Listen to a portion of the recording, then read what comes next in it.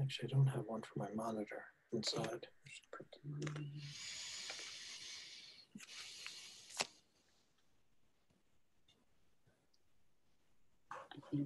Where I wanted to put them.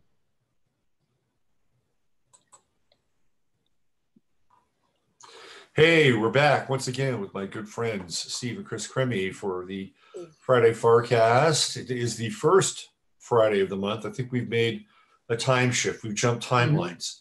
We're in a new timeline. Yeah, we're in a new timeline now, which it's exciting to be here with you on this new timeline. Welcome back, guys. Well, thank you. Yes, the last shall be first now. Yeah, first show of the year on February 1st, right? Mm-hmm. It's good energy. Belfina? No, Candlemas. Candlemas. St. Bridget's Day is the second tomorrow. Mm-hmm. The quickening, the inevitability of spring. It's a cross-quarter day. This is so appropriate. The quickening is when the animals who give birth in the spring, the goats, the sheep, they seem to have their quickening of the fetus right now. Wow. So this could not be more appropriate. Do you want to repeat that for people, Krys? I think that just switch just came on in your head, and bring that back right. up. So people who are from agrarian societies understand that the farm animals, they'll mate them in the fall. They'll have their goats, their sheep, their horses, donkeys, llamas, whatever. But I don't know if it's just the smaller ruminants or all of them, but they mate them in the fall. And then at this time, it's called the quickening because that's when the birth in the body becomes more evident. Interesting. Very interesting. And then they give birth usually in March. So we know from when we had the farm, so goats and sheep, you usually see them being birthed like spring lamb. That's why you have spring lamb, because they mate them in the fall, they birth in the spring. Well, the comes up the trees. Right. And you'll notice your house plants start to put out new leaves. Oh, good. So what's been phase of growth now. Yeah. And in a quiescent state begins to come into manifestation. It's starting that process of movement. Well, good. So it's an appropriate notice on your part, because today we're going to be talking about some very controversial topics that have jumped to the forefront of our consciousness over the last 3 to 4 days, and really happening very quickly and in succession to suggest that there's actually a plan in place, and there's a timeline, there's a schedule, and there's a dark intelligence that has been orchestrating this and now initiating it for all of us to witness, in some ways even shock and horror.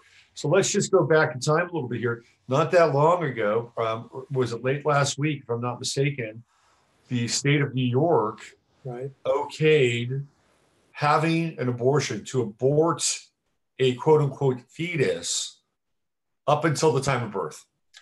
And not only passing the law, but passing the law to tremendous applause.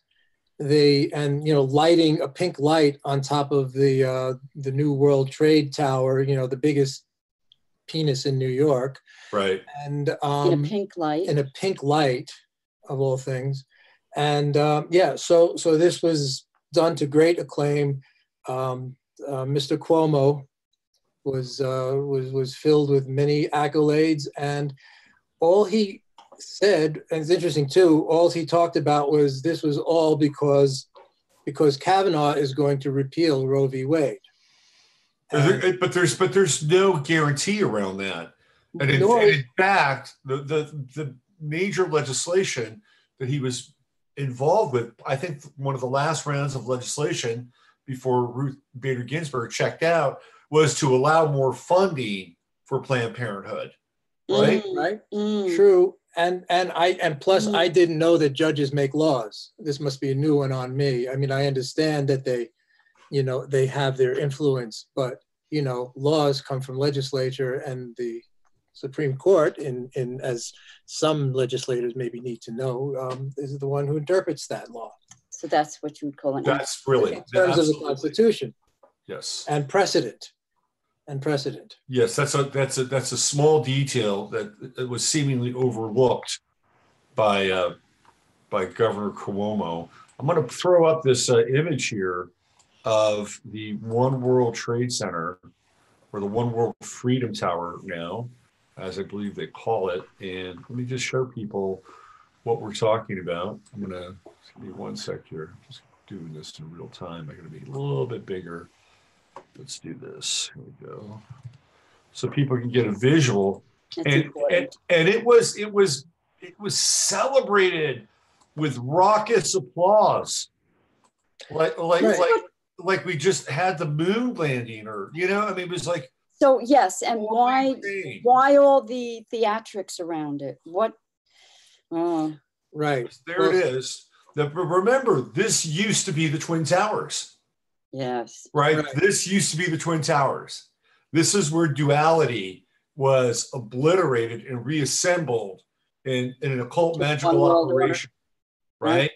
And this now is like the pinnacle. This is the zenith of that reconstruction. And clearly it's a statement. It's a total statement here. Yeah, and the thing is, I mean, there's nothing. The word I'll use is organic. Nothing feels organic about this whatsoever. It's not like I've been, I mean, I don't have a lot of, discussions with people about this, but I don't know that women have been clamoring for, an extension of the current abortion laws. Most people who are pro-choice are pretty much fine with how things exist, right? How the law exists currently. So this current attempt to now it's a full law. Yeah, it's a coup. It's a coup, and it's attempt in Virginia, and I'm sure they're awaiting a whole bunch of other places. I hear mostly Vermont, Massachusetts, other places in the Northeast are currently putting forth similar things.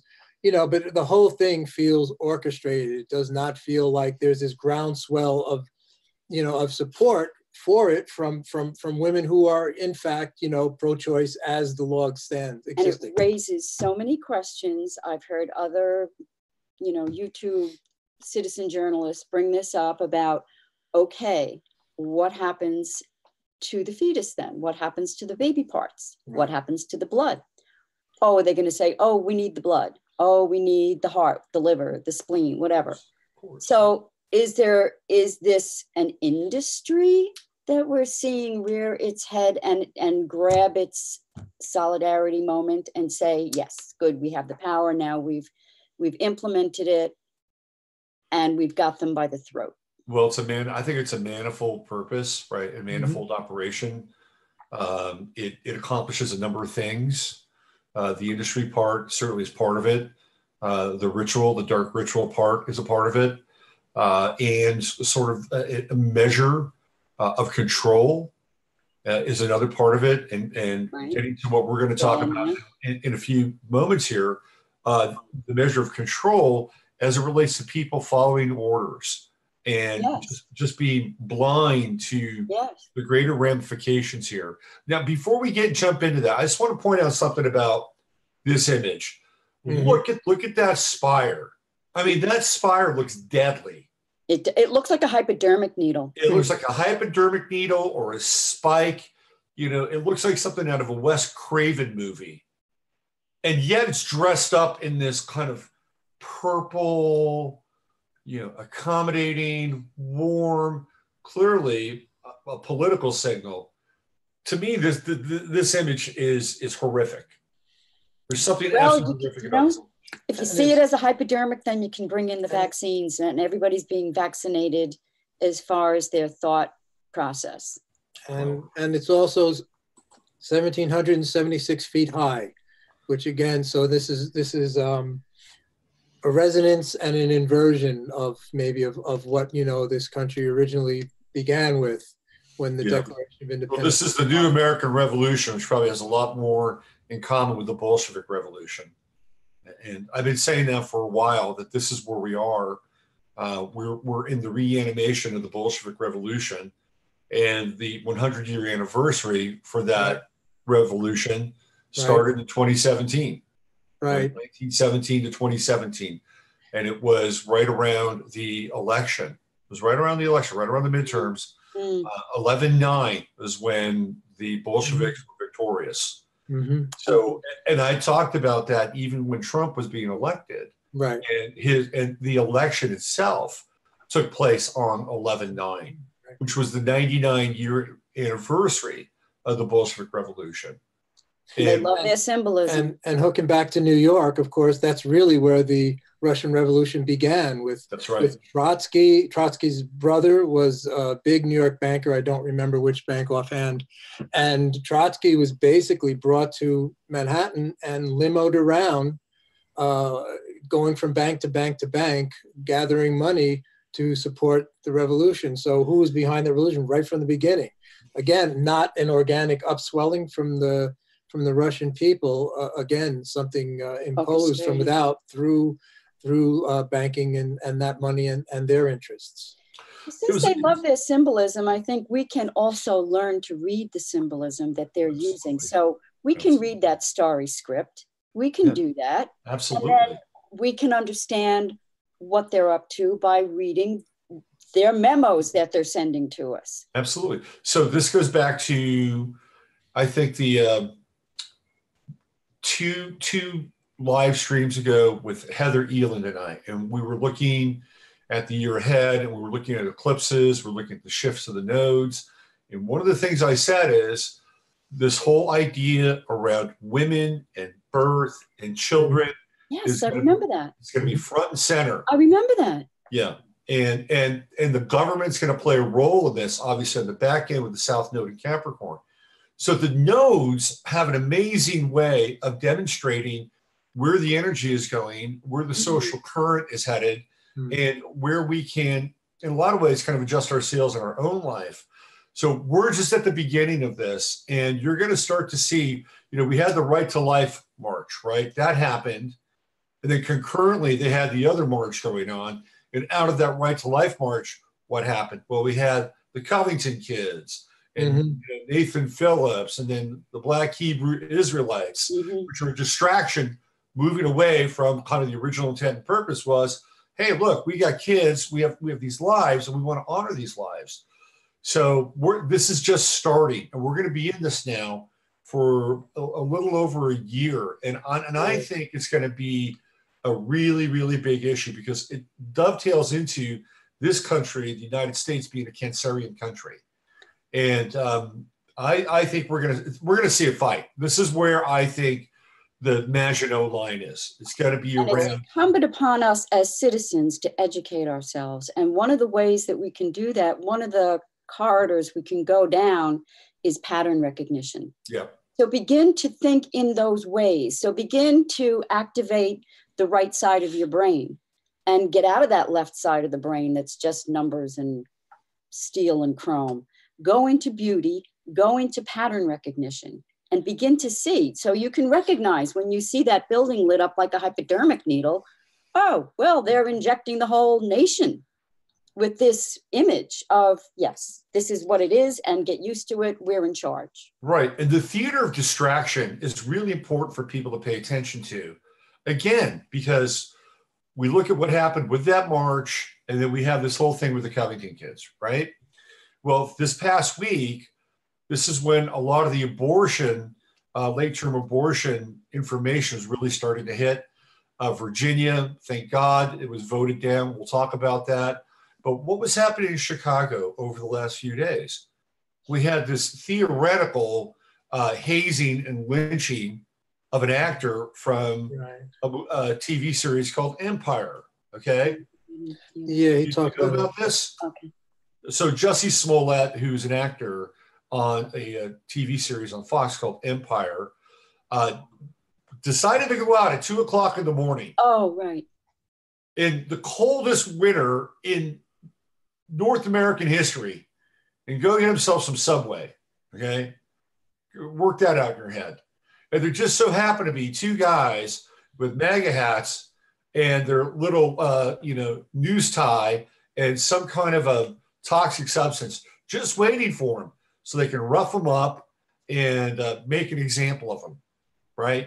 It's turning out that the whole thing is fake, completely orchestrated, completely. Yeah, but it's another event that distracts us, right?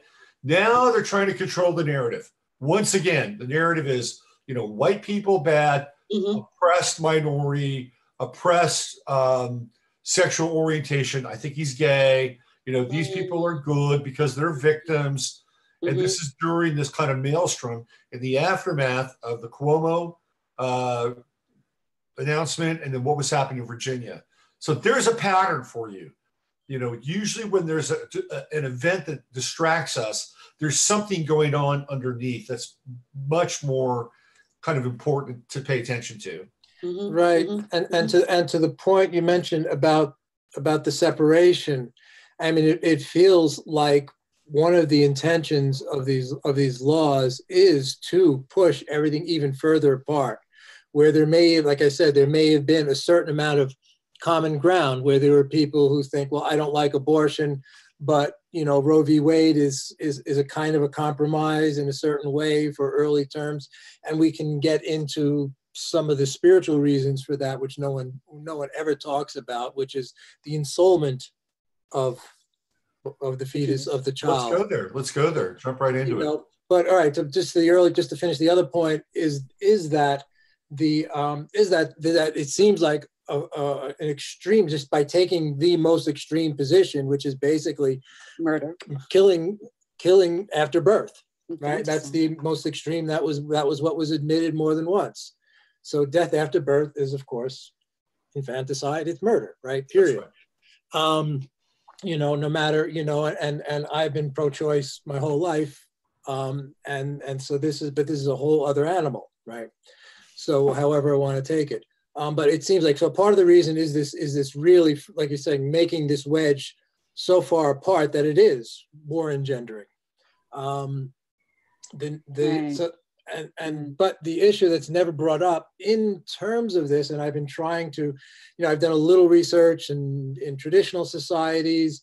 So in many traditional societies, they basically consider it a child when the soul comes in. And in a traditional society where the women are connected to the earth, the spiritual, the whole gamut, to at least to a certain extent, they will feel that point. They will feel the soul enter the body, and that's what makes it a human being in my mind. All right. So the issue in the long way is a spiritual one, that when that happens is variable. When that happens it's generally somewhere around halfway through, first third, for maybe somewhere around the first third. It depends. It could depend on many things, like how much the soul wants to come in and be part of this theater. But no one ever discusses that because it's a spiritual issue and it's a real issue. And having talked to a couple of friends who have recently given birth, and they didn't feel the point, but they certainly knew that their child had a soul before it was born, and their complete understanding came in, it was ensouled. What these laws are saying explicitly, that it is a human being at the point of birth. Or after. Well, after birth, right. So, yeah. It becomes a human being, i.e., in my mind, that means it's ensouled at the point of birth, which is contra, all of traditional thinking. We even found, a friend of ours found a reference in Parsifal that was talking about 14 weeks.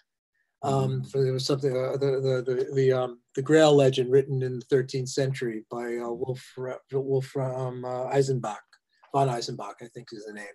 Anyway, the point being, this has been the way it's been looked at for a long time.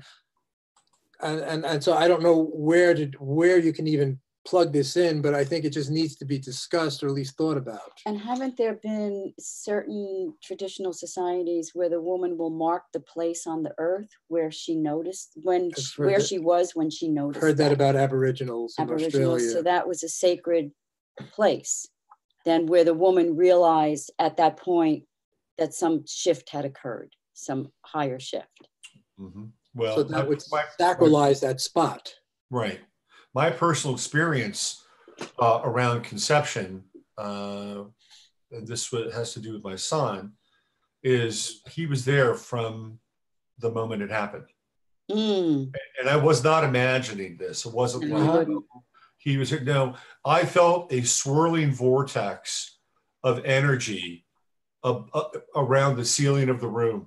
Oh, really, Robert? It was a portal. Absolutely. How beautiful. It was a total portal. And so, you know, when I had that experience, there's a cosmic intelligence that's taking place there. There is an exchange of life. There's this kind of rending of the veil, and something is coming into manifestation. And that's you as the father experiencing that. That's right. Phenomenal. And so it is not a mechanical act, because it seems to be that the threat with all these people is that they tend to be atheists. Oh, really? Yes. And they look at birth and biology as, you know, basically functional, and almost bordering on commercial and industrial, that it doesn't really matter. Right. And conscious, I mean, and to the point of consciousness also. It's just a manifestation of the neurons firing, and it's all brain based. So everything, biology, and it's all mechanical, as you say. Right. You have to tell them they're good at what they do. They've really crafted everyone's thinking patterns to fit their program. They're good at it. Well, I think there's a lot of indoctrination on an educational level. Yes.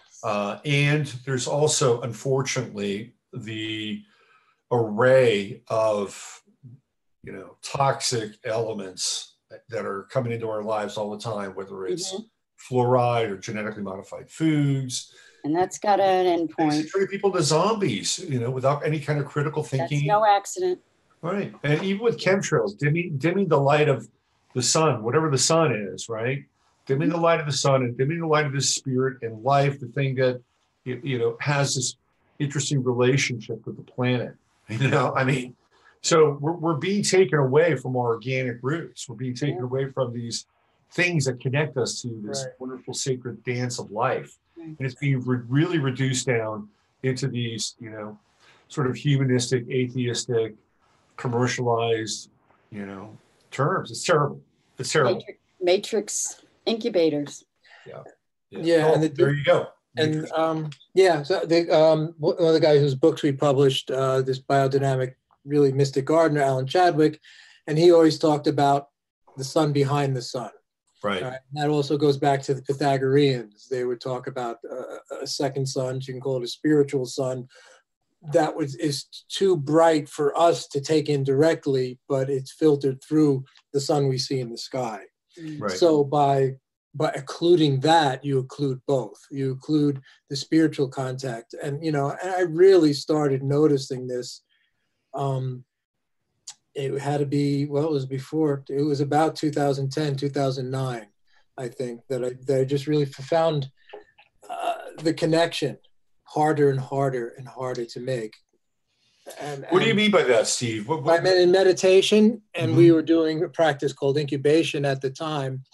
And after a few years, it just became really hard to make that connection to, you know, if we're going to call it source or whatever, the spiritual side of things, of which this is the, you know, the shadow, the reflection, you know, and we're always talking about, you know, it being within, and it is within. And that's where, you know, where you're looking, because it's all there. But I was not able to, it was just getting harder and harder to find that place. Now, there was a time years ago, you know, where it was bubbling. I could feel it bubbling up, you know, inside.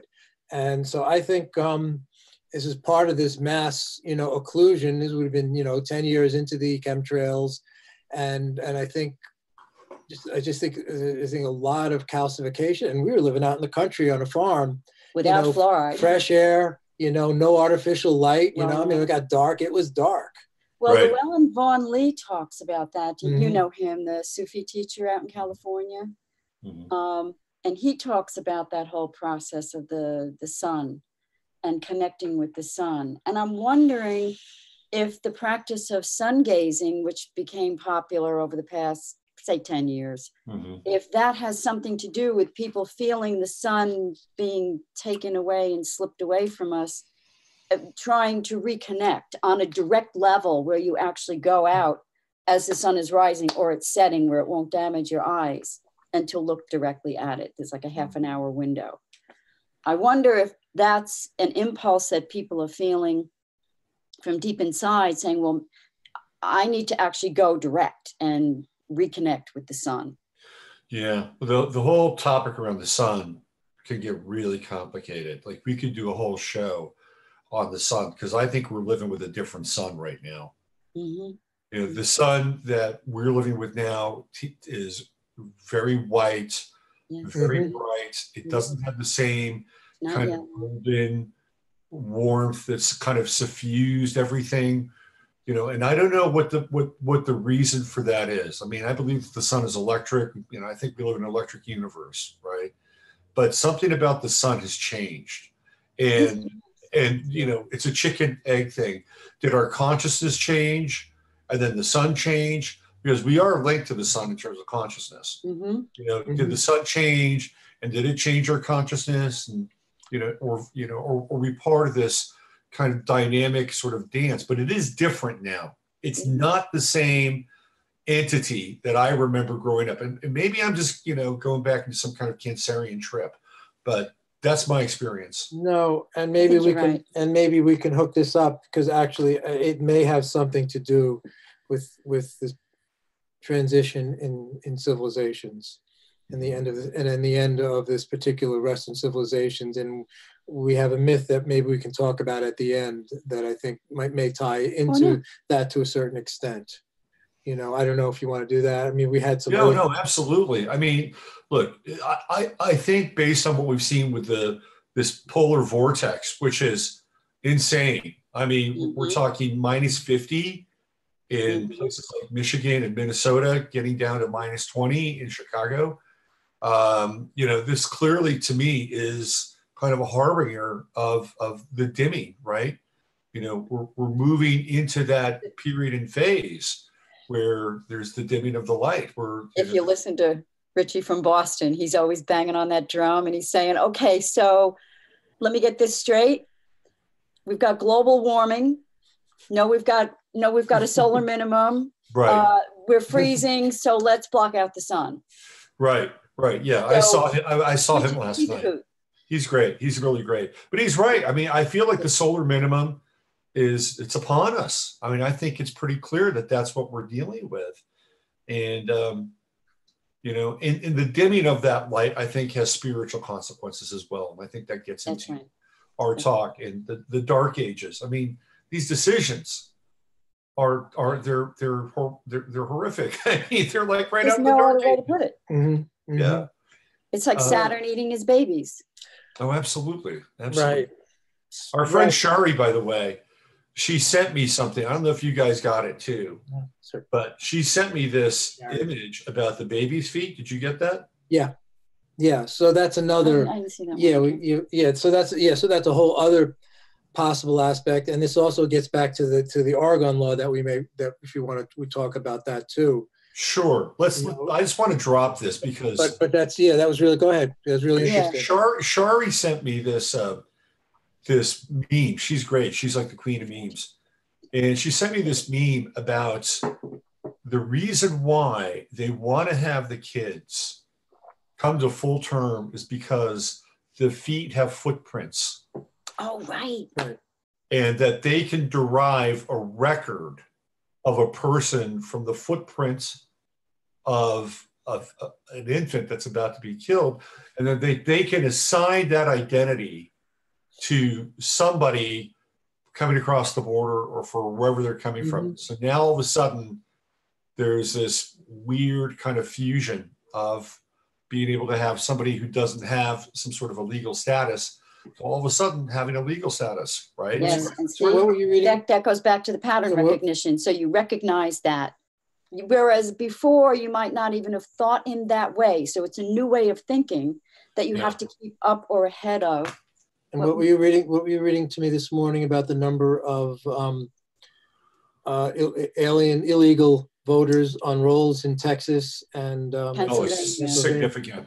Significant. I mean, Significant. 50, 60, 100,000 How can in you Texas? justify that? There's in what playbook is that reasonable to have aliens allowed to vote? Can I go over to Australia and vote in there? Oh, well, I think you're dealing with two different sets of rules, right? You're dealing with rules that are supposedly fair and just and emerge out of some kind of social order. And then the people that are essentially, breaking the rules, those rules don't exist. They don't care. However, if your goal is cognitive dissonance, two competing thoughts in your brain at the same time to completely scramble people's brain, then you've achieved your goal. Sure. There's a lot to that. It's very strategic. They can get people to cross the border and get on the voter rolls and vote. And I'm convinced that it played a role in the last election, and specifically after the election when they started to kind of jerry rig the voter rolls and come up with these candidates who were primaries too. Yeah. So I think it happened, and it will continue to happen. What's interesting about the whole thing with the feet is that it also represents the soul, right? Oh. So we have the soul, which has the imprint on it, and it also represents the human soul, right?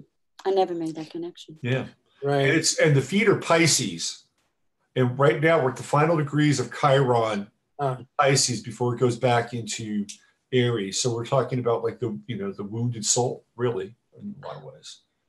Yeah. Beautiful. Good. I just had I was just remembering this image of this enormous Buddha statue we saw in Thailand. It was a reclining Buddha, and the most prominent aspect of it were these enormous, I don't know, like 11-foot feet or something like that, that had all these, it was completely decorated, all these vortices. Coming out, so it was especially the hair was the hair too, but on the feet was all inscribed, all these vortices, and it was like the most prominent part of the statue. It's pretty interesting, and in those cultures you'd never point never point your feet at anybody. The soles of your feet, and when we were in the ashram, Guruma always would have to gently tell someone who was new that that's not appropriate. Don't sit with the soles of your feet pointing at the guru. Or at anyone. But in this case, it's a sign of extreme disrespect, I guess. But that may be another issue. So we've got some feedback from the chat room that I want to share, just to kind of give you guys some idea that we're all on the same page here. Brother Zygos says the Twin Tower demolition can be looked at as destruction of the two pillars and symbolically the two DNA strands of man, in my opinion, through genetic modification, mostly from the air. It's a element of air magic, that the fall of the Twin Towers took place when the moon was in Gemini and Saturn was in Gemini.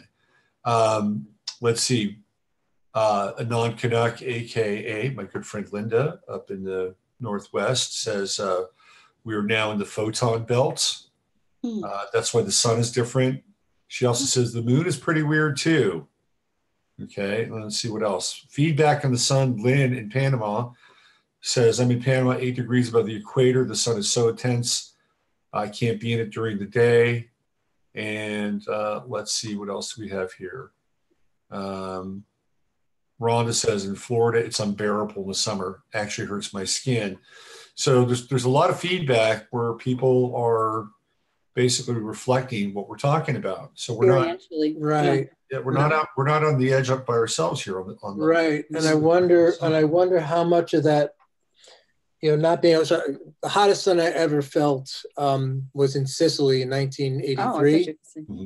No, that wasn't the hottest sun. It was, maybe about, somewhere between 105, 110 degrees, but it was in a certain sense bearable, but it was the hottest. And I'm wondering how much of apparently these incredible fluctuations and anomalies in the magnetosphere, which is what protects us from the radiation of the sun. So it's not so much the light of the sun that's unbearable, but the radiation and other things, that I barely have any kind of grasp on. But I know that there's huge fluctuations, there are anomalies left and right, and this may have a large bearing to what people are experiencing right now.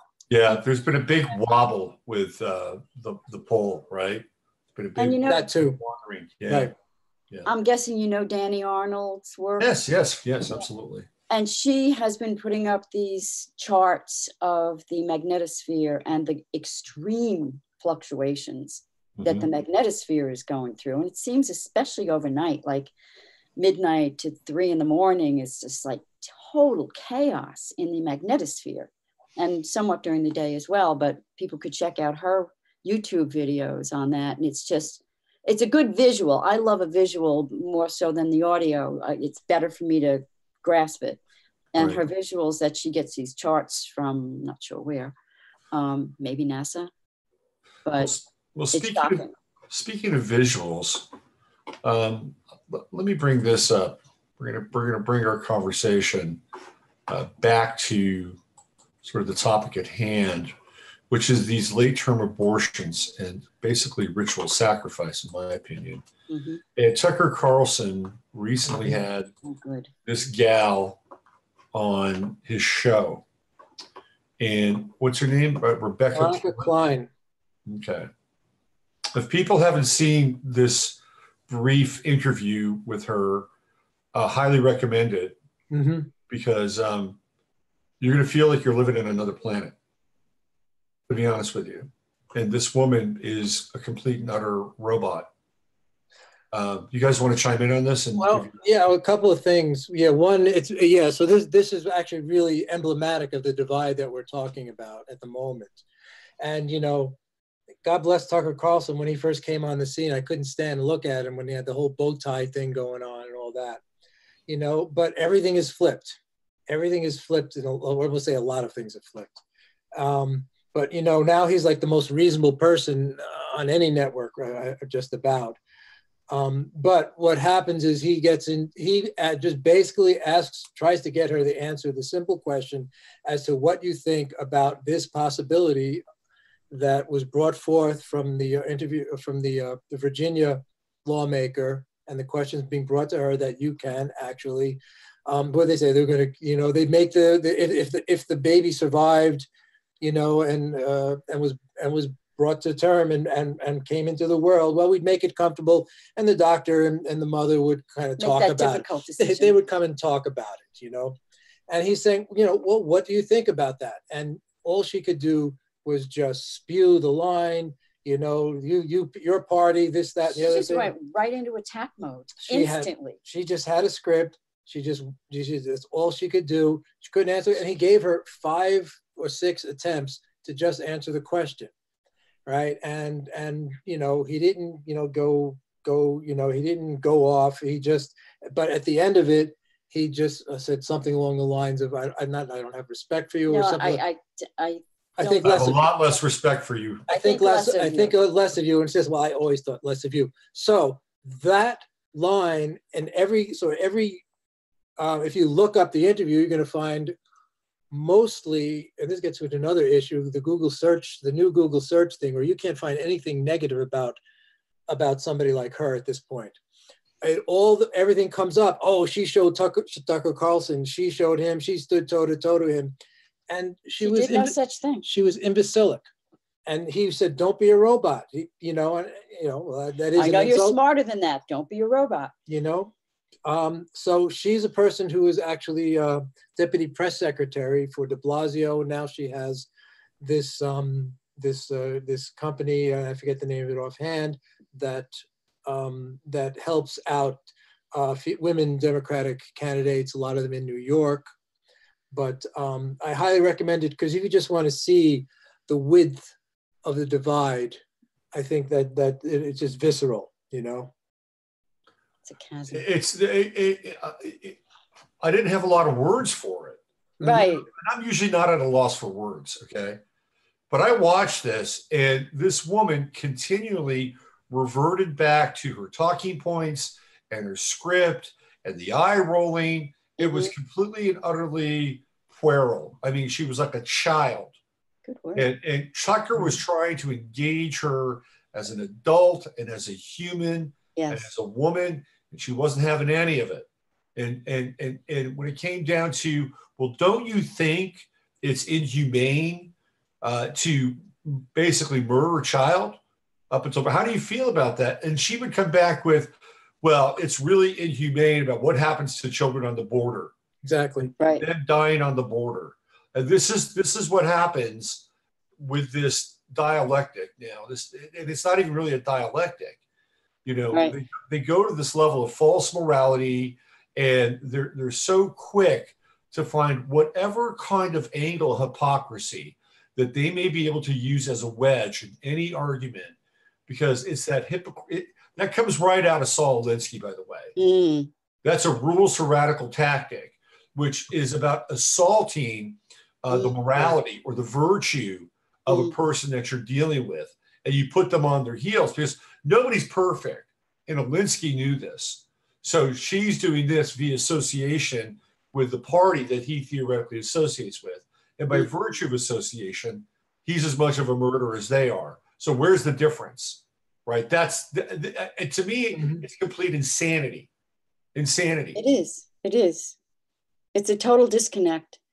And, you know, hopefully next month we can go into the whole genesis of that way of thinking, that pattern of thinking that came out of Tavistock Institute in Surrey, England, and the Frankfurt School in Germany, and many other think tanks. So that's like graduate level education we need to put ourselves to the task, to get ourselves up to that level of understanding. How did all this come about? What is the structure? Who proposed it? Who pushed it?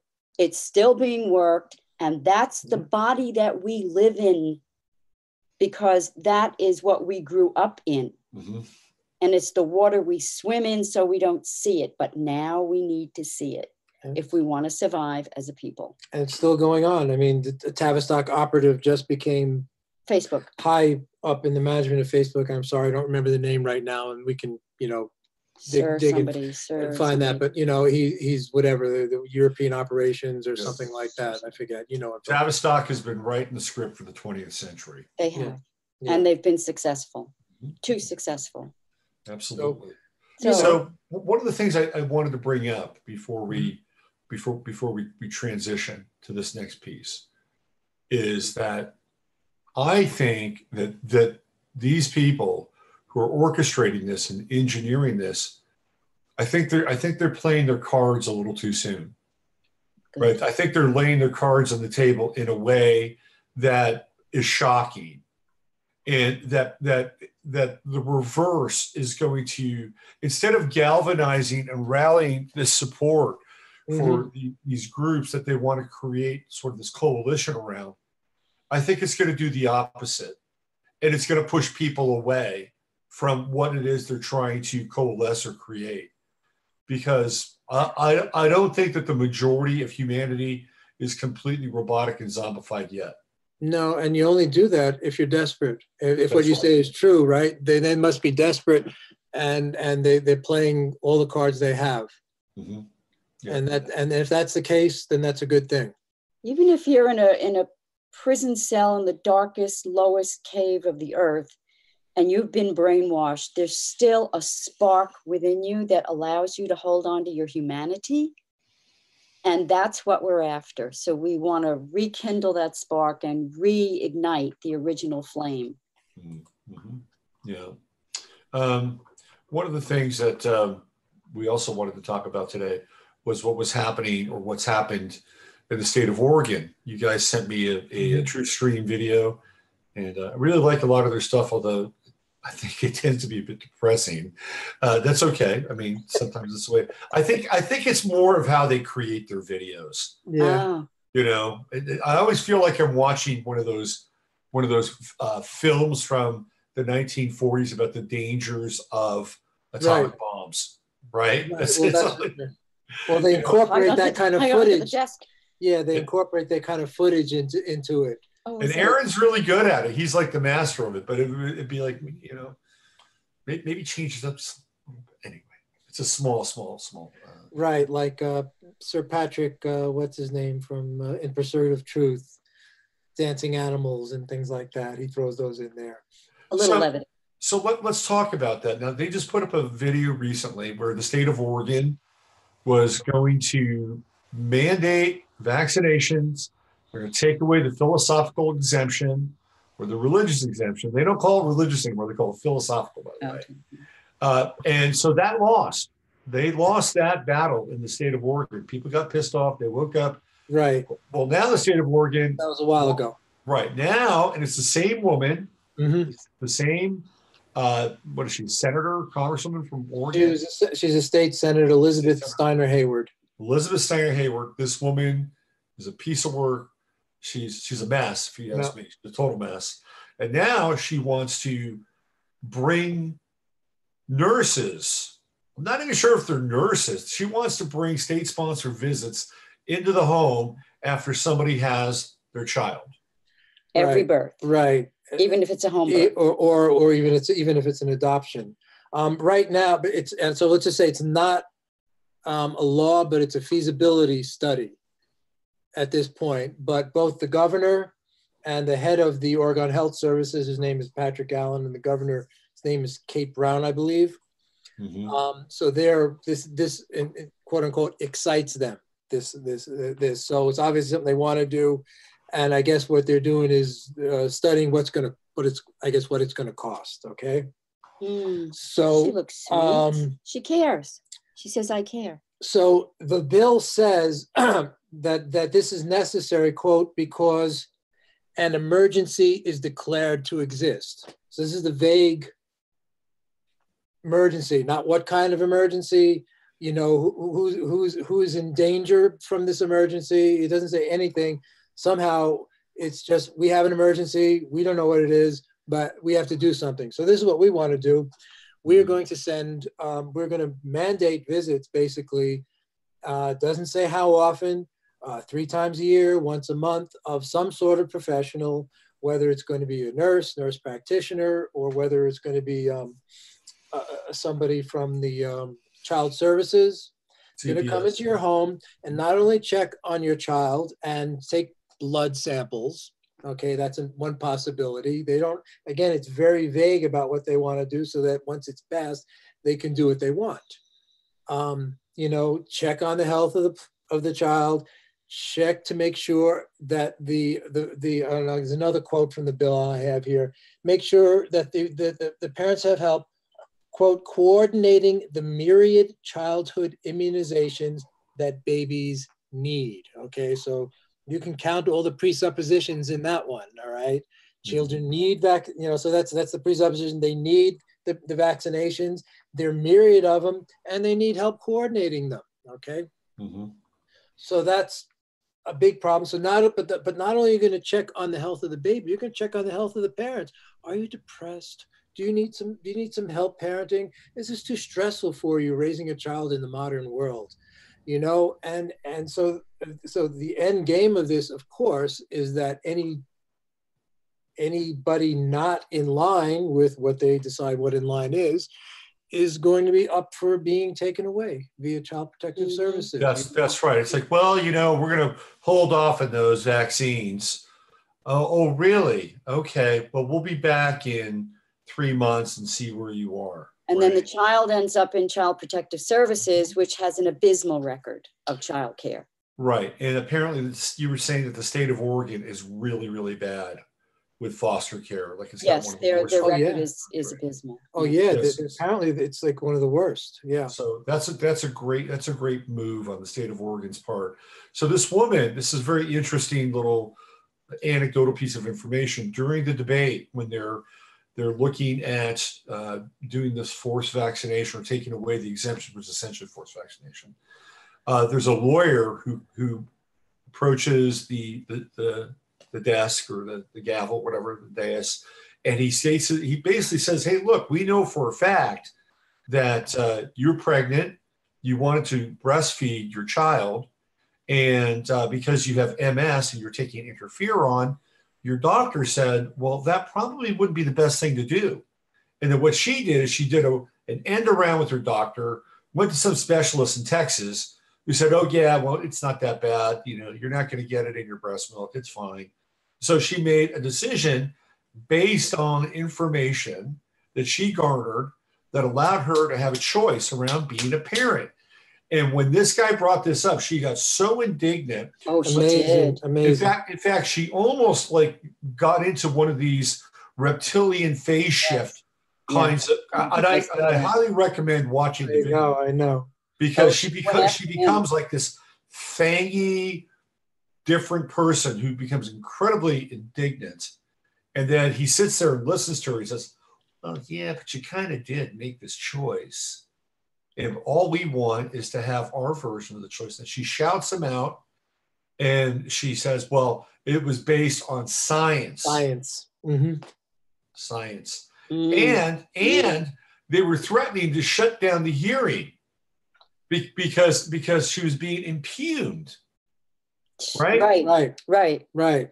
And he, right. you know, yeah. So very similar to what we were just talking about with Monica Klein and her going off the nut, you know, and just you know, so it's all about her. He's just showing he's just showing people don't like their hypocrisy shown. I mean, that's obvious, right? You know, I mean, just because I think in many cases they don't see it themselves. They don't see their own hypocrisy. Well, here's what I think. I think they do. Do you? Oh, I do. I think they do. I think they have an override, and it's called the slaughter of their conscience. Uh-huh. And this is where we get into ritualization, the cremation of care. I mean, you know, I don't know where this woman's been. I don't know what her family history or background is like. You know, they could have been involved in really creepy stuff where over time she winds up losing her conscience through some sort of ritualization that takes her further and further away from the ability to not only feel, but to have a value judgment about who she is, what she does, and what she practices in the world. I guess implied in the word hypocrisy means that you are aware. Yeah, she's not aware. I mean, this woman's a sociopath. That's what she is. She's a sociopath. You know, because she's willing to contextualize reality to suit her needs. Mm-hmm. Right. Damned anybody else, you know, have the same kind of right to be able to do that. She's dangerous. It's a dangerous person. Absolutely, clearly. And you did mention that she's a pediatric doctor? There she is. So we're going to talk about this. We're going to get into her. We're going to get into Northam, the guy from Virginia. Yeah. We're also going to get into Richard Pan. And to your point earlier, Krys, about pattern recognition, these people are doctors. Yes. They're coming into positions of power and they're selling their authority and their expertise. And we all know that a lot of people believe their doctors are freaking gods. Oh my God. You know how many dead friends we have who love their doctors? I lost count. Yeah. Oh, but I love my doctor. And now my friends are dead. Yeah. The doctors replace the priest. Mm-hmm. The doctors become the high priest, and the sacrament is the pill or the medication, right? It's the pharmacological host. That's what's happened. Yeah. Just as a quick aside, you know where the word doctor comes from. It's from the Latin ductare, it means taught.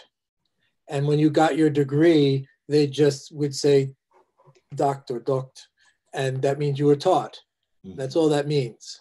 That's it, right? You're taught. Yeah. Go. Taught, you know, but look what it's become. Yeah. So the other thing about this woman is that she has MS. Okay, MS happens, but she also suffers from severe depression. Severe depression. She's on the public record. Mm-hmm. So now she's got a neurological disorder, and she suffers from severe depression. Boy, she's online, isn't she? Mm-hmm. You know, I mean, She's supporting the pharmaceutical industry. So if somebody has severe depression now, and it's on their record, right? And this is where they're kind of going with this. If you have severe depression, do you think you can get a gun? You know, we're headed to a place where you're going to be denied if you're on the record, or if you've been hospitalized for severe depression. Getting a gun, good luck. But yet, having severe depression is not going to deter somebody from being in a position of power and making decisions that affect the lives of thousands and millions of people. Right. And we talk about hypocrisy, right? Yeah. Right. And not to mention, if she's suffering from severe depression, she's on medication. Exactly. Medications have side effects, one of which was the way she exploded at the person asking her question. Aggression. Wow. She was ready to just sink her teeth into the guy's neck. Oh yeah. Extreme. I mean, one of the side effects of antidepressants is explosive anger and violence, and also suicide. Check out her presence. Check out her face. She's got that kind of Chuck Schumer thing going on too. You know how Chuck Schumer have like two sides of his face. Okay, right. You see over here, there's like more evident. I think we all have it, but it's more evident. Yeah, way evident. Yeah. So we all have our shadow side, and that's something we should talk about too at some point. Yeah, absolutely. It's worthwhile. You're my shadow side. Yeah, you guys get to work that out together. I'm the endarkenment. Yeah, I love that term. I remember I laid that on this guy back in the 90s. Really cool guy. He's a cello player named Hans Christian. Very talented, very sweet guy. And he was living in Marin County. And his wife at that time was one of these Marin County priestesses, right? And I'm like, yeah, man, I don't know about this Marin County stuff. All these people are into enlightenment. I said, I'm into endarkenment. That's because Pluto was on my ascendant, and there was something to be said for that, you know. You need to be able to look at your own shadow, and that's what America does not do. Yeah. A lot of projection going on. So the bottom line is they were able to defeat the vaccine bill, but now the nanny state is encroaching. The literal nanny state is encroaching upon the good people of Oregon. Right. Like that. And then Jay Inslee, did you bring this up? That Jay Inslee, the governor of Washington, is now looking into this as well. I think that was part of the article. Yeah. Okay. So it's being looked at. Yeah. So it's being looked at a bunch of places. More state intervention creates more jobs. We employ more people. Isn't that great? Isn't that great? Yeah. So this gets into the interface between vaccines and aborted fetuses, and the interview that I was talking about yesterday on the show with Stanley Plotkin, who's known as the king of vaccines, and basically admitted to using over 76 aborted fetuses in a number of trials. What's really interesting, Del Bigtree, one of the producers of Vax, asked him a question at the beginning. And he says, how many fetuses have you used in your experimentation around vaccines? He says, well, me personally, 2. I was like, well, what do you got a little lab in your basement? What's going on there, Stan? You know, but then once Dell presses it further, the studies that he oversaw where other people were actually removing the tiny hearts and the tiny lungs, pieces of flesh. Well, there were 76 of them. And that tells you right there that moment, that exchange just tells you where we are with this major disconnect with a certain portion of the planet and the world. And it's only going to get wider. No, it's archonic. That's the only way I can think about it, you know. And not to mention, you know, the adrenochrome that you get from a traumatized being, whether it's fetal or child or whatever. I mean, that's, you know, getting to the real, talk about endarkenment, you know, that's about as. And it's real. you know. It's just like, it's the stuff nightmares are made of. you know, yeah, so you're wondering why we're having apocalyptic dreams. Yeah, we are, yeah. I think it's great. I think it's great that we're seeing this. I think it's great that it's coming out. Because it's been going on all along. Absolutely. And now, absolutely. Don't open. Yeah, absolutely. Now it hurts, but what about all those children? You know, and the adults in the room run away. Oh, please don't tell me I can't face it. But what if you were that child and all the adults ran away and wouldn't protect you because they couldn't take it? We're adults. That's our role, is to be protectors. Absolutely. And sad to say, willful. Although some people may view that as being a very antiquated position, right? Well, that's their problem. Well, willful because it's the state's role. They believe it's the state's role. Well, they're wrong. And willful ignorance is participation. I'm sorry. If you know and then decide to be ignorant, then you are participating on the side of what's going on. Mm-hmm. You know, I'm sorry, and that's the argument that I get. Well, I can't look or whatever. But if you know and if you just ignore it, you're playing exactly. You're that's abdication of responsibility. You know. Absolutely. I'm not saying, you know, you got to run out and, you know, and write letters to your congressman, you know, like that's done anything. But, you know, at least to have awareness, consciousness, and be willing to stare it down. And that's where it goes back to when Randy Moggins was talking to Jason Louv last July about that experiment in the laboratory about now it's a wave, now it's a particle, but the observer affects the outcome of the experiment, and boom, it went off like a light in my head. It's not just in the laboratory, it's in our lived experience that happens. Mm-hmm. I always kept it in my mind in the laboratory as well, that's curious, that's interesting. But no, for some reason, when Randy spoke the words, a light went on in my head. Mm-hmm. And the light said in flashing bright lights, this is your lived experience. So by you being willing to look in the dark places, you as the observer are actually changing the outcome. Mm-hmm. And by looking away, you allow it to continue. Mm-hmm. That you have a responsibility to look at the dark places.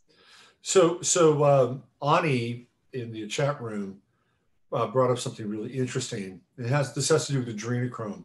And I think she's right about this. She says they, meaning the people who are hooked on the adrenochrome, all look like shit lately. Is it because the supplies are running dangerously low? That's another interesting. That's another one of these, like, you know, sort of hidden subtext narratives around why they're doing what they're doing. Good, she recognized something. Because apparently the blood flow or the adrenochrome supplies run low, so they need, you know, more candidates. Interesting. And that's why they've decided to open up and find legal channels. Yeah, exactly. Right. But that you know, that has to be the case because you know, like I said, the more this is brought into the light, because they were able to basically do this in broad daylight. You know, they're able to just do this right in front of everybody, and nobody knew. And now now it's, you know, it's not quite as occult as it was. About 2 weeks ago, I came across a YouTube video in the sidebar, and it was like, what's up with all these celebrities? Why do they all look so glum? And it just, you know, it just like paparazzi shots. And to a person, and I don't know celebrities' names, so I can't even go there, but you would recognize them. Mm-hmm. And they all looked like they had just, like their dog just died. They all looked so dejected. And the person was just saying, I don't know what it is, but I'm noticing that these celebrities, and there must have been about a dozen that they had clips of, and they all looked like they just came out of, you know, they just got a jail sentence or something. They all looked awful. Mm-hmm. I wonder if that's what you're seeing. And well, I mean, even look at Schumer and Pelosi when they did the rebuttal to Trump's. Oh God, they look horrible. And apparently Nancy Pelosi had kind of a major neurological breakdown about a day or two ago. So say that again. And major neurological breakdown. Who did? Pelosi. Pelosi. Oh, really? Yeah, like she was like stuttering and stammering, and Oh, I missed that. she'll do that every now and then. Yeah, yeah. Well, she does that thing. and one of the Hillarys too, and and Feinstein too. Oh, looks like crap. Man. Not looking. And and Bill, if you get a shot of Bill, Yeah. not great. So here, this is Ralph Northam. This is who we're looking at. This person? Yes, that's Ralph Northam. This is the governor of Virginia. Oh, Now, this is when he's much younger. But look, he's a pediatrician. He's a pediatrician. The same thing as Ms. Steiner Hayward from Oregon. So, of course, he's the theoretical authority about children. Look, there's a program here. They're getting they move people into place. They move them into judgeships, into politics. There's a grooming program that's in effect south of here in Houston. We've got our Texas version of Alexandra Ocasio-Cortez. She's bright. She's chipper. Well, she looks bright. She's chipper. I think she's like a county assessor or something like that. And she's never done anything. She's got like an MBA, but she's Hispanic and she's cute. She's got the Ocasio-Cortez. That's a program. See, we get to these things are these programs are designed by the likes of Tavistock, and they're designed to be implemented over time. So we've got one program with the Ocasio-Cortez cadre and clones. Now we have pediatricians coming into government and being able to be the moral voice and authority theoretically over extreme medical procedures. And this guy basically, go ahead. You know what he said. Tell people, break it down, and how the woman has to be comforted. Share that with us. You hear what he said? What he said? Well, yeah. Well, basically, yeah. So basically, the question being put to the woman who was putting the law there was that well, at what stage? Oh no, you're talking about an interview with him. Yeah. Yeah, him. Okay, now I'm not super familiar. Why don't you run that because okay. Yeah, because it's not because you're more clear there. So in the interview with Northam, first of all, he comes across as being very soft, very gentle, very kind, and he's asked about hypnotic. What would happen. He says, well, of course, we would comfort the mother, make sure she's okay. Make sure the child is okay. Resuscitate the child if we need to. Right, that's the part. Yeah. What resuscitate the child if we need to, and then based on a discussion between the physician and the mother, we'd figure out or come to a course of action.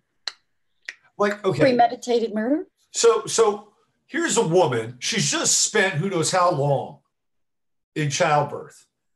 And she's going to have a rational discussion about the state of her child, whether she wants to keep it or not. And the whole idea here is that, well, we're going to eliminate birth defects. Well, we have a feeling that your child may be aphasic or Down syndrome or whatever. And they could share that with the woman, and that may not be true at all. That's right. They may just go on whatever circumstantial evidence in a moment that they're determining. Well, we've determined that there's a very good chance that your child will have Down syndrome. Yeah, man. Right. And then what's the woman's going? Oh my God! Right. And what's the short step from that to actually giving birth and then saying, oh, your child has a defect. I think maybe you should go for another one. I mean, there you go. Right there. And where is the father in all this too? Right. It's like, they're generally speaking, there's another person that's a part of this equation generally. And it's like, well, where is he? They're going to keep him out of the room. No, because he's toxic. Because he's toxic. And if he comes in and hears that, he's probably going to take a scalpel and drive it through the aorta of the physician. Because if he didn't, I think there'd be something wrong there. Yes, to defend his child. Absolutely. That's the male role, is the defender. It's toxic. Oh no, that's a toxic response. That's her choice. It's her choice. It's her choice. It's not your choice, right? Yeah. When everybody comes out with the same narrative, and it all explodes around the whole planet at the same time, that everybody's thinking in the same way, that's an orchestration. Absolutely. That's not organic. Absolutely. That's your first clue. That's a pattern to recognize. And this guy Northam received $2 million from Planned Parenthood. Yeah. For his campaign. And we all watched Polly's talk on Planned Parenthood and Impossible Meat.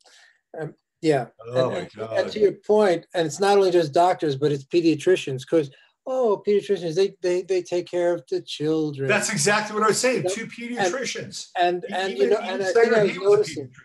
think I was noticing too about the other woman, that how often do they actually use a stethoscope? Right. Stethoscopes are obsolete. Talk about virtue signaling. That's they all wear it on, like, I'm this working Joe, I have a wrench and I'm gonna go fix a car somewhere, Exactly. It's so screwed up, but they all got them on like they actually used them. Yeah, absolutely. Sewn into their smock, So I'm going to share another picture of Northam. This is the actual interview where he's being quizzed about what happens. And the thing that struck me about his face, that if you look at his face, it's really a strange face. Mm-hmm. And look how his skull kind of moves back into this weird. It's almost like he's got 2 heads going on here. It's flattened out. Could have been a forceps birth. Could be. But then he's got this strange thing going on with his chin. To me, this is a face that lacks character. Yes. Yes, I'm judging his face. But this is from a personology. And there's a whole science of reading faces. This is a face that lacks character. Yes. It's the chin, it's the neck. I don't know, man. That's bad news. No definition. Right. Well, he's obviously there to do a job for someone or something, and that's what he's doing. And what's so important and so lacking is critical thinking, that we seem not to have been educated in how to think critically, but it's been educated out of us intentionally. I went to Catholic school, and really it was get in line or get the ruler over your knuckles. So if you had any kind of critical thinking or questioning of the narrative, it was frowned upon and just worked right out of you. Yeah. That's one model for sure. Yeah. Did you go up? I don't know if did you have cloakrooms when you were in grammar school? Cloakrooms? A coat. The coat rooms, so they call them cloak rooms. Yeah, we had the little hooks on the back of the. No, in the schools, the old schools that I grew up in, that I went to in New York City, and that Krys went to, there was actually 2 doors in the back of the room, and a cloak, and where all the hooks were in the back. But there'd be 2 doors on either side, and if you were really bad, the nun, usually in my case, would take you back there, and that's where the punishment was administered. And the worst I ever saw was remember they used to have these triangular yardsticks. Oh yeah. And this one guy, I don't remember what he did, but he went, for me, it was, I got hit with a ruler in my hand. It was over, it was no big deal. But he went back there, and she pulled down his pants, and she came back with that thing in 3 pieces. Holy crap. But this is New York City, and you couldn't cry. I also remember a boy I will not say his name, but the nun broke the ruler over his hand. Yeah. Oh, wow. That was in 5th grade. Over his butt. And he was anyway, sitting so we got to keep on track. But those were the days, yes. I was the prince of the parent teacher conference. In lieu of the ruler, it was Robert. I'm going to have to meet with your parents, which was all too frequent because, as they say, I was a spirited child growing Good up. for you, and you never lost that spirit. It somehow seemed to stick around. Well, this is another quick story because I actually, so by the time I got to like 7th or 8th grade, the teacher they had male teachers, and so they never hit anybody, but you would actually have a spot in the hall, and if you were just acting out, he would just say, "Go to your spot," and you would just go out into the hall and stare at your spot, and that's where I learned how to meditate. Interesting. I would just go into a reverie. I found a really nice spot, and that was my spot. It's kind of one of those tricks you pick up on in prison, It's like a Castaneda. Yeah, well, it was story. prison. Yeah. Same architecture, that's for sure. Yeah. So where are we going, Barbara? How's your time? Yeah, I know we're going pretty well. There's one other just getting back to this idea of why people don't stand up, or why people are incapable, or why people are frozen. I think this is a really, really important topic. And I think maybe we can even devote a show to it at some point. But my experience is that very few people are in the moment. And when something happens, they cannot respond accordingly. Oh, what's happening is they're running a bunch of tapes, right? And how they should respond, or how other people have responded, or how people perceive how they will respond. And the moment is completely and utterly lost. And to be in the moment like that, to be able to respond in a way that is vital, conscious, and aware, is a very rigorous kind of participation in one's life, in tearing down a lot of the structures that keep us from being in the moment, looking at our assumptions, looking at our patterns, looking at our inheritance, and beginning to deconstruct those. Indoctrination. So, yes, indoctrination, so that we can be more free in that moment. It's a constant exercise. And that's good, Robert. Yeah, good. Yeah, and can I add on to that? Absolutely. Yeah. So and that is all fear-based. There's all fear that generates that, and fear. A long time ago, I think I realized that the ego is fear.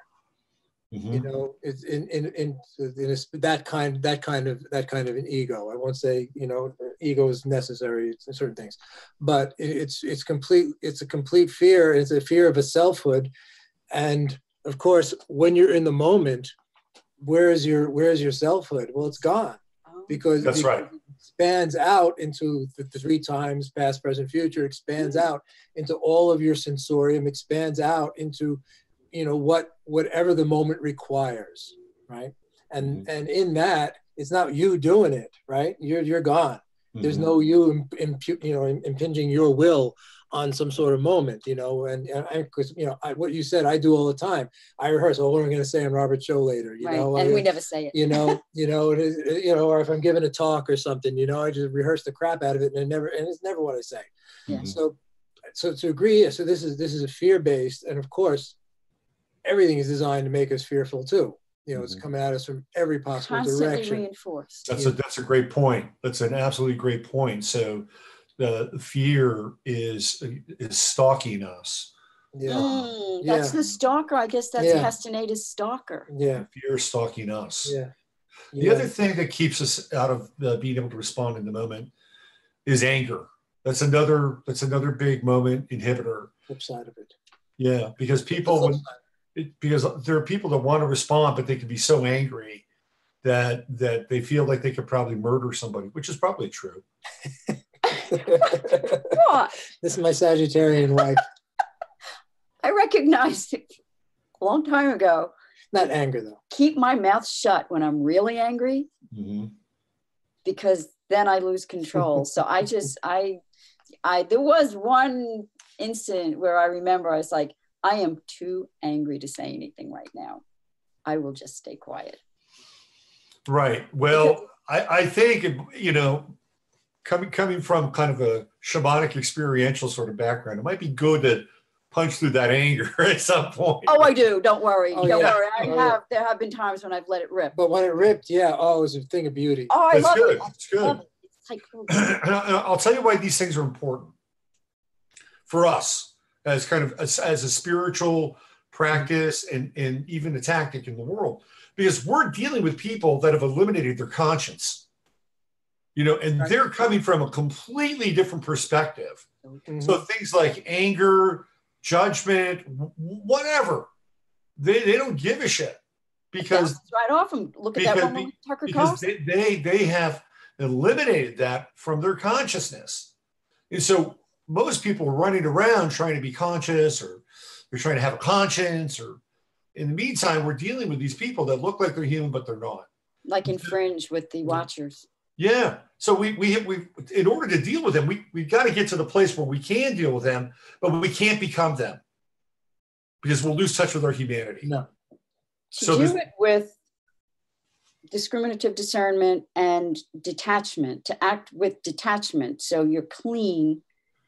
There's the wonderful samurai story about when this samurai warrior was avenging the death of his teacher.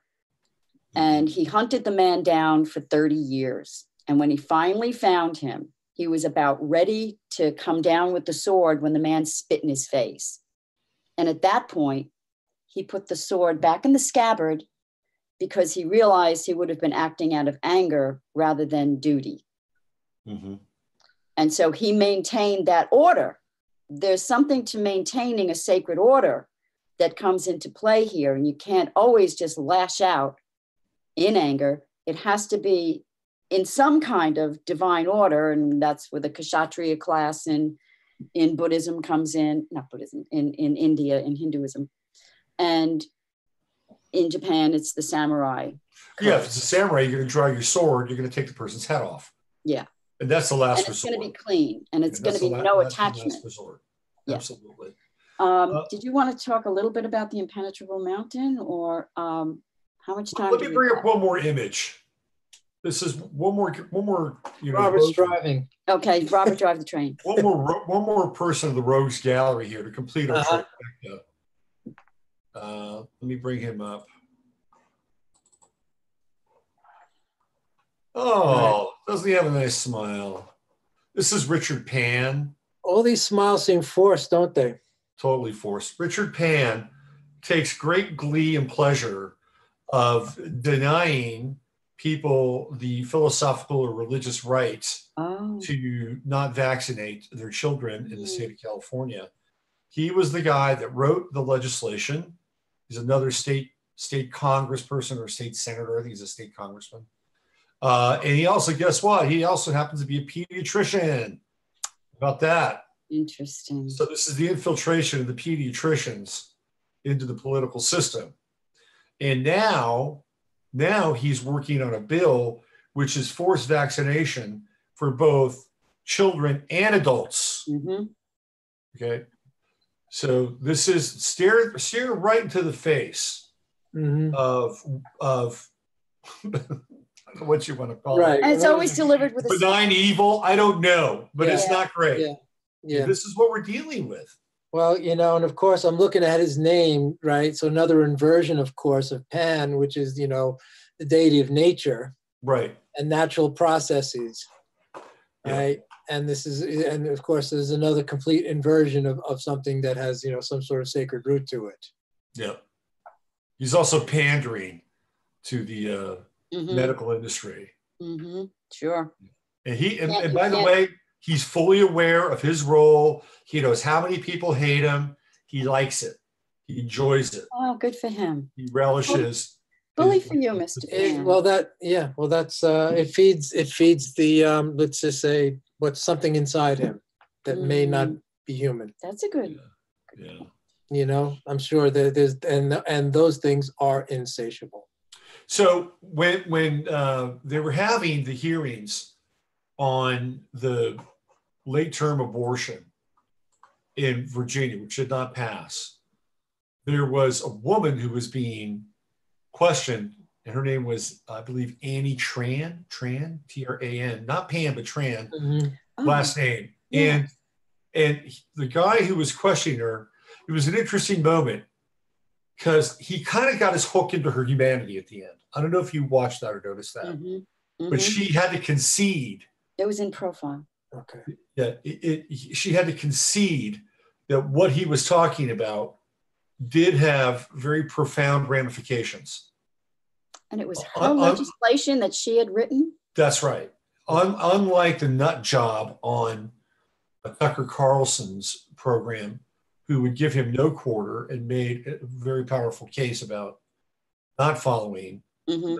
And she was a press secretary, so she was trained. Yeah.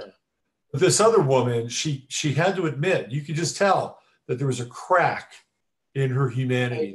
Because if you watch the video, it's at the point where he says to her, when the mother is dilating, and you can see her grimace. That's right. Grimace, and she says yes. Yeah.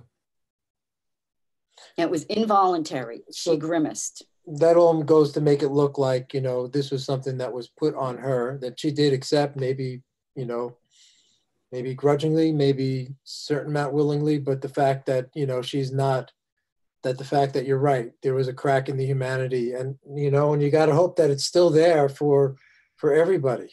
She had a filament of conscience. There was like a little fiber optic that was sticking out. That's right. Right. It got lit up. And maybe that's the silver lining of this legislation, because it's so far gone that it may cause some cracks. I hope so. Yeah. Any thoughts coming out of the comment section? Yeah, let's see what India has to say. Zero Dragon 14 says, Pan, I always think of him finding a party when his electorate needs him. Let's see. We are the ones top medical schools groom the docs to be part of the agenda. I completely agree with that. Sure. Completely. Because part of the indoctrination around being a doctor is that it's almost like sensory deprivation. It's almost like an indoctrination. You've got to work 70 hours. Right. Where did that come from? Yeah. Yeah. It's basically like a cult indoctrination and program. It's abusive. I'm going to go even further back from when I was in college, and for some reason I took like a chemistry course with and the pre-med students in those classes. I mean, they were renowned because they needed to get the higher GPA to get into the better schools. They were actually like stealing lab notebooks from other pre-med students and things like that. So it goes back to even before they get to medical school. What's being instilled in them. I was looking, I was saying, I would never ever go to any of these people for medical advice. What are you, nuts? Yeah. It's gotten so bad that doctors have pretty much lost their empathy, and nurses are there just to provide some empathy. It's almost like they become so disconnected that they've got professional empaths while the doctors just operate from between their ears. Often the nurses know more than doctors do. That's true. Often. That's true. Rhonda says doctors have huge student loans. Oh, massive, yeah. That's a good point. Yeah. So does everyone else. Yeah, well. But it's a great way to control a population. Yeah. So there you go again in social engineering. And it's a wedge. It's a total wedge. Yeah, for sure. I mean, I went to one of the most expensive colleges in the country, late 70s to like 81. And it was, I think, ended up like a total of maybe $6,000 a year. Mm-hmm. And that was like a really expensive school back then.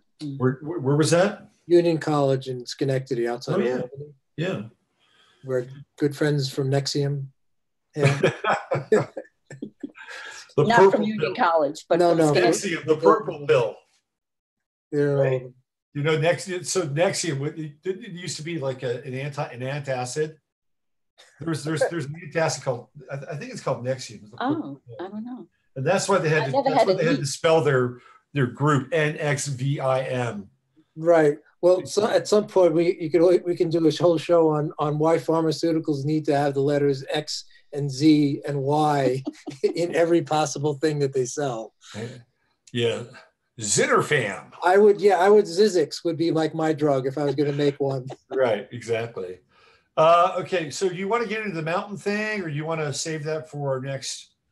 Well, it's quick, I think, because I think it's maybe a good place because what we're leading, what we've been kind of leading to is, right, we're talking about really a lot of impasses, you know, and you can get the, of course, you know, now you got the Pelosi-Trump impasse about the border wall. I mean, that's just really small potatoes, but, you know, a lot of people are really feeling, where do we, as a culture, on the big picture, on the big spiritual page, you know, how can we go anywhere?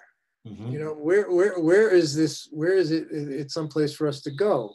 And so I thought maybe we can finish up with his reading. It's more of a meditation. It's a very, yeah. Let's do it. It'd be a nice thing to. You just, I don't know how far you want to go back.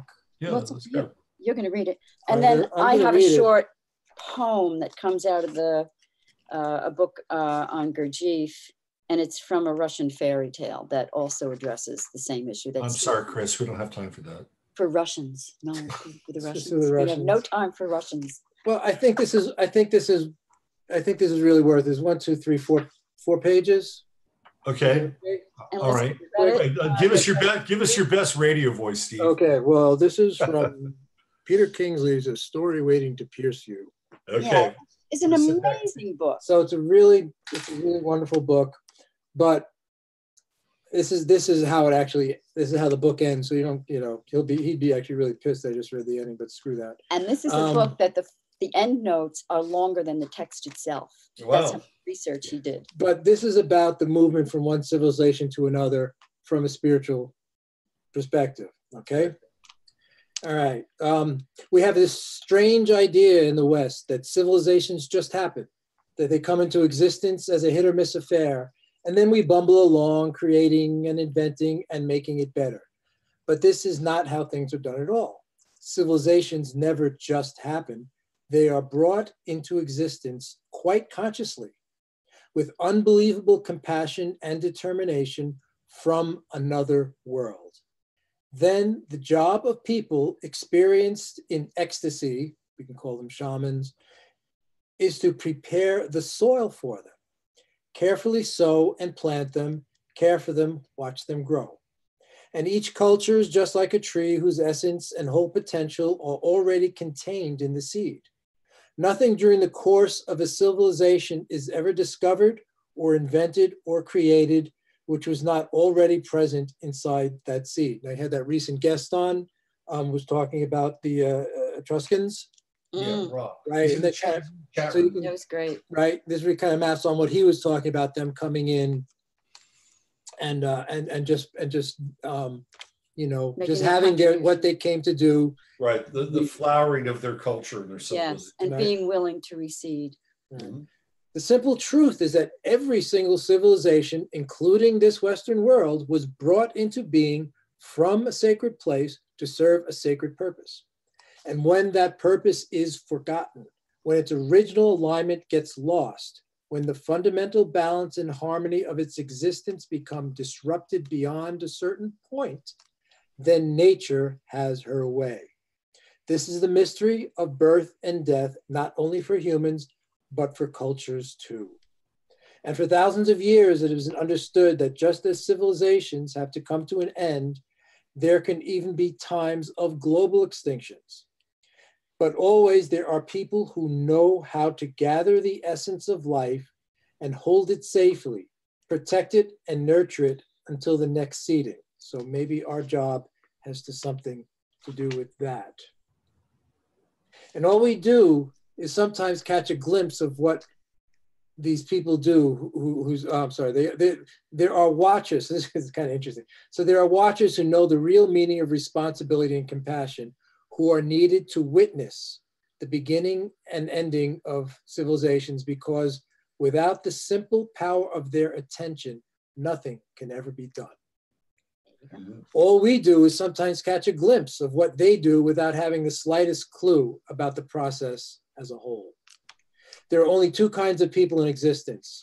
There's everyone who has been trained to live either for today or for tomorrow, stuck in all the cycles of endless preparations and expectations, dutifully digging holes and then falling into them, always busy trying to plant something fresh in the well-worn patterns of the old. This is called waiting for the new moon. So that's the fixing. We're going to fix what we've got here. And then there are those who know how to work in perfect stillness, imperceptibly bringing the future into being. That is called waiting for the new sun. So it maps onto it in interesting ways, and just let it just sit. So this is the myth. There is an ancient myth from Central Asia that describes how civilizations are born. It was known to the early Avars, to the distant ancestors of Tibetans, as well as Mongols. This is the myth of the impenetrable mountains. The people are completely stuck, cornered, hemmed in. The path ahead blocked by insurmountable obstacles rising in front of and all around them. There's no way forward, no hope. And then the impossible happens. In one version, a wild wolf finds them, feels compassion, shows them how to bore a hole through the solid rock into what will become their future. In another, the mysterious shaman shoots an arrow straight through the impenetrable mountains, creating what would come to be known as the arrow path. You could hardly think of a more straightforward myth, but it happens to contain the secret we in the West, with all our complications, have forgotten. A new civilization, any civilization including ours, is not only a miraculous gift, it always comes into existence out of the impossible. And the impossible is impossible. It is absolutely non-negotiable. But however simple that may sound, nothing can be more essential for us to understand. The world we now live in is a world of finite possibilities, which is why it has no future. And there is no point in trying to kid ourselves that we know what the impossible is, because even the things we like to think of as impossible are simply the possibilities we decided to put aside. The problem is that possibilities are nothing but finely modified, recalibrated versions of the old, the same recycling of the same. And they swallow whatever energy we have left, devour our intelligence, gobble our hopes and aspirations, cheat us of time until we no longer remember what life is about. As we are, we will never, not in 1,000 years, not in our wildest dreams, find our way into the future. We are trapped on every side by possibilities. And here's where this story comes in. Nothing could seem more insubstantial or insignificant than such an inconceivably impossible story, waving and rippling like gossamer ahead of the wind, except for the fact that it will outlast you and me and the whole world we live in. And although we may appear to have arrived at the end of this little incantation, there's really no end to it all, any more than there is an end to the joy of being present with those who watch over and give birth to worlds. And the point of life is to follow that presence wherever it leads, never to let it out of your sight, not to look aside even for a moment to the right or left. And once you hold it in your hand or inside your body, never to let it go until the time is right.